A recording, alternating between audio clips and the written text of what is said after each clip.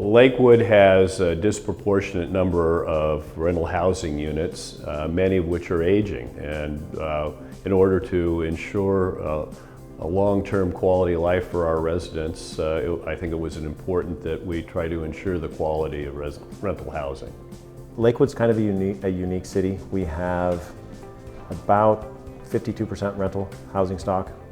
Most cities don't have that. It tends to be owner-occupied. So Lakewood is unique in that way.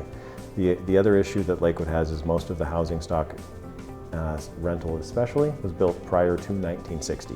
So you have a large rental population in the city of Lakewood, and you have a aging rental community housing stock. That was kind of the impetus from the staff side, is to, hey, how do we get in and kind of address the issues that are lagging and being caused in the rental housing stock in the city of Lakewood. So that was kind of how we came about to starting the rental housing safety program.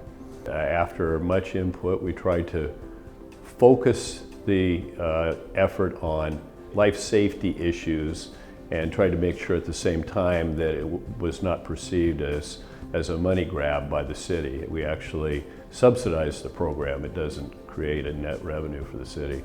The rental program is funded through registration fees. So we charge a rental base fee of $12 per unit. So break that down, that's $1 per month per unit. The reason being, when the program was kind of started, the thought was, how do we make it reasonable for property managers, and we don't make it so expensive, it's so cost prohibitive that it's not a program that's going to be accepted. So all of the rental units that we had in the system were required to register. If they were not a rental unit for whatever reason, maybe they had sold, or maybe the family had moved back into the unit and it was no longer a rental, then they were able to opt out of the system. It's real simple. We're not looking to, make people upgrade the units cosmetically or do things that aren't necessary for basic safety.